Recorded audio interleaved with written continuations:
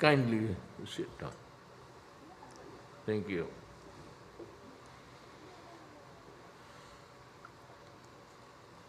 I am not. I am not at ease talking with my mouth, with something in front in both my mouth.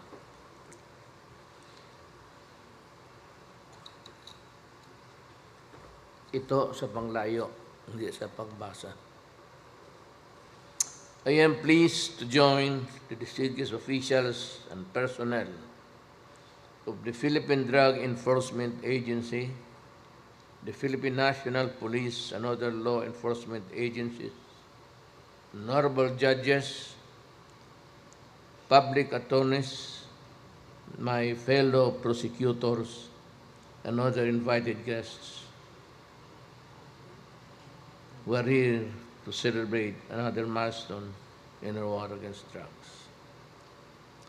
The destruction of these assorted drugs is an affirmation of our determination to put an end to this menace that has caused immeasurable harm to millions of individual users, destroyed countless families, and continue to threaten the moral fabric of our society.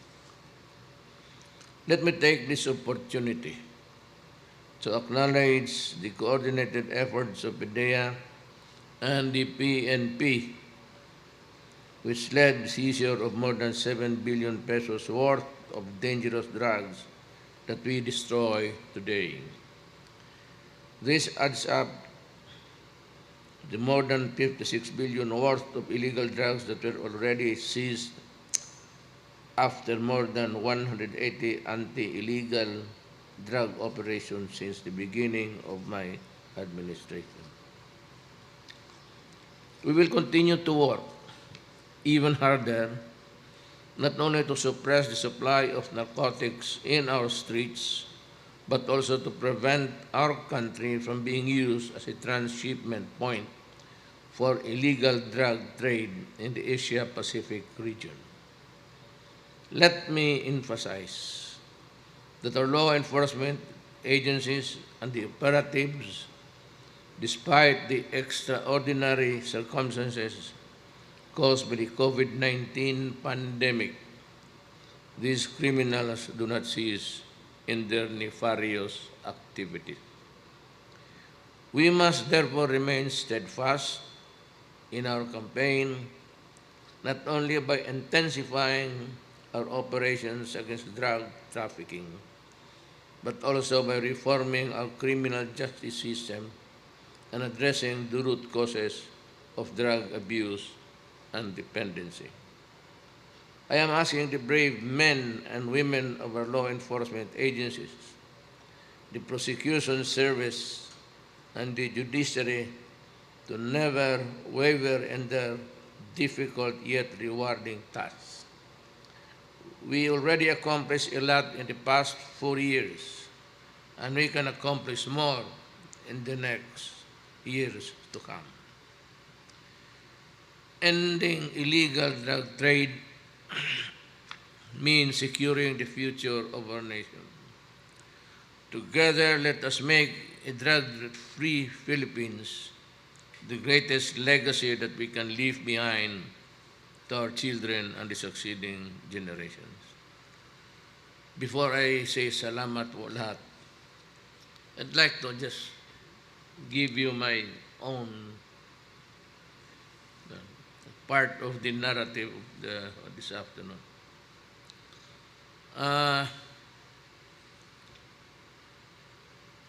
Early on, when I was a prosecutor, nakita ko na nung as early as 25 years ago kung gaano kahirap ang labanan sa droga. Yung mga kaso ko sa korte, dumaday because the evidence na binigay sa akin ay tawas. So ako yung I had the burden of being the brunt of the court sa mga panahon yun. Alam ko that within the law enforcement agencies, there was a lot of corruption in Davao City. So, nung na-mayor ako, I was a prosecuting fiscal before I became the vice mayor. OIC, appointed kami doon, chorus time. Nung naging vice mayor ako, medyo nakita ko na yung malawak na kung saan-saan dinadaan. When I became mayor, I only had one statement to make at that time. Sabi ko, I intend to build a city that is comfortable for all the people. Do not destroy our children because they are our only wealth, ang mga anak namin. Kasi pagtanda na kami, sila naman ang magpapakain sa amin ng lugaw. As what we are doing to our parents and their parents and the parents of their parents for generation. Sabi ko, wag ninyong do not destroy the youth. Do not destroy my country because if you destroy the youth, wala na kaming maasahan sa aming kinabukasang buhay. Sabi ko, pag ginawa mo yan, putang ina ninyo, papatayin ko kayo. Well, I could not make it more lucid, so to speak. Wilkins, pati si Koy, served in Davao for many years. At makakilala kami. At nakaiintindihan kami. So alam namin ang trabaho namin. I value their friendship, and I can say without any fear of contradiction that they are the finest of the law enforcement dito sa ating. Nagkaintindihan kami. So, nalinis ko ang Davao. Not only drugs, but sabi ko, kidnappers, hold-uppers. Kaya ayaw ninyo, sinasabihan ko na kayo, do not blame me later on. So yan. So that brought me to the portals of the human rights. You know, human rights, as I've said before, you are preoccupied with the health and life of the criminals who are the drug pushers and the drug lords. Me, as mayor and now as president, I have to protect every man, woman, and child from the evils of drugs. Ayaw ninyong maniwala, kayo, basta sinabi ko, ang laro dito, patayan. Because, kita mo naman, marami naman akong pulis na patay. It's not a minimal number. I have lost police, kaya ako ganon sa kanila. So si Wilkins pati saya, pag sila ang namatayan, ganon na lang ang galit ko kung bakit namatay yung pulis o yung taga-PDEA. Nakala ko ba kayo ang mag-grade, kayo may armas? Eh di puta, barilin na lang ninyo. Any overt act, baski mag in the act of magbunot maski wala pang baril nakita. If that hand wriggles into the waist, means to the baril yan. At lahat itong mga durugista may baril. May pantabla na yan talaga sila. Kaya, to this day, I say to the human rights, don't give a shit with you. My order still the same.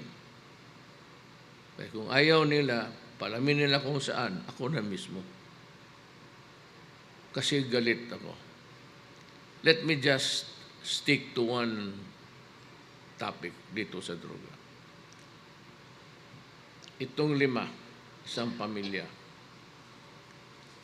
Pag tinamaan itong tatay, wala na. Ang nanay, 3 anak, babagsak yan dahan-dahan. Away, kung ano-ano na lang, nagbubugbog ng anak, nagbubugbog ng asawa. The family becomes totally dysfunctional. Tapos, ang asawa, maghanap ng paraan para makapag-aral ang anak niya, mapakain niya. She is forced to go to the recruiters. Itong mga ulol naman sa human trafficking. Isa pa rin yan, mainit ako masyado dyan. Ilagay ko kayo sa listahan, mga magpunta ng abroad.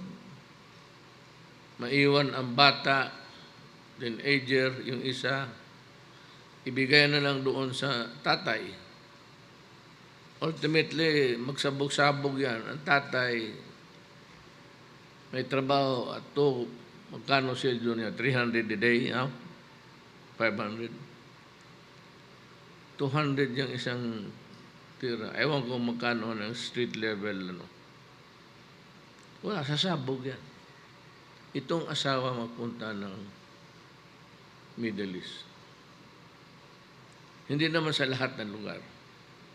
Pero there are places in the Middle East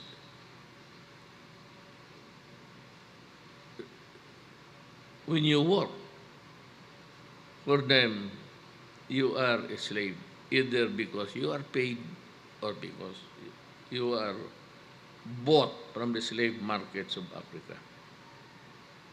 Pagkatapos noon, ayun, trabaho na siya, rapin pa, tiisin niya, sikmurain niya, tanggalin niya, ilang beses yan sila magpa-abort niyan. Bugbog ang katawan niya. Ngayon, itong tatay maglasing, kung anong gagawin, mag-gangster, magnanakaw, ang mga bata, wala na. Either pupunta rin sa droga o kawawa. Dito sa isang pamilya. Multiply it with so many thousands in our midst, even here. Hindi ko ang lugar. Kung may isang pamilya lang, kada bahay tinamaan dyan sa squatters area. Problema na ng society. Hindi lang yan. Masakit para sa akin. Kaya ako, wala akong pakialam dyan sa human rights. And I'm telling the law enforcement, the uniform, the person, do your duty. Do it in accordance with law. Pero be alert and be wise. Alam mo, kunting pagkamali lang, barilin mo na. Because if you are not maunahan ka o maalanganin ka, maletse na. I will assume full legal responsibility.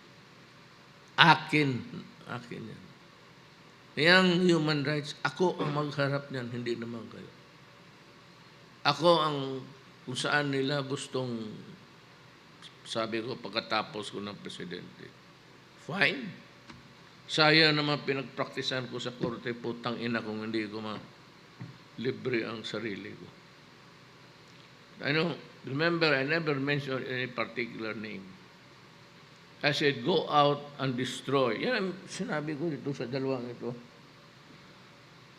Go out in the city and destroy the apparatus.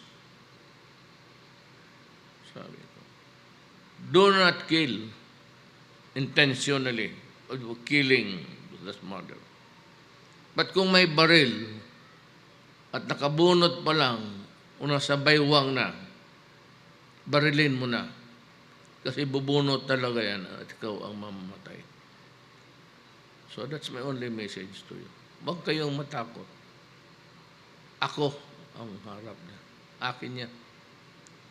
Kung sa Bisaya pa ang santak, akin niyang antog. That's mine. And mine alone. So, ganon ang guidance ko sa inyo. But as far as you can really do it in accordance with law. Pero pag naalanganin ka na o you suspect na maunahan ka, patayin mo na para tapos na. One less idiot in this world. So yun lang ang message ko sa inyo. I salute you for your undying patriotic fervor. I salute you because you understand the problem and because you worry about your country. I salute you because tayo lahat sa gobyerno magkasama. And we protect each other. And I will protect you. And if you are in prison, nagbarilan lang kayo, nagbunutan kung sino lang mauna. Kasi there's one lady who said na yung may nagbarila na police na she commented na kung ang baril nandiyan pa sa holster, meron bang agresyon? Hindi. Walang agresyon galing sa law enforcement. Ang agresyon mag-umpisa doon. Kaya kung yung may holster, barilin mo na. Talagang bubunot yan. Otherwise, bakit mag-holster yan ng baril? Or if there's an overt act of parang magbunot, unahan mo na. Mamamatay ka talaga sa laro dito. You have to be, I said, street smart, alert, brave. Total ng buhay, ganun lang naman kung panahon mo naman talaga. Siyan mong iwas. Trabaho lang. At kung magtrabaho kayo ng gusto, ako'y magpapasalamat sa inyo. Maraming salamat po. Thank you very much to our beloved President.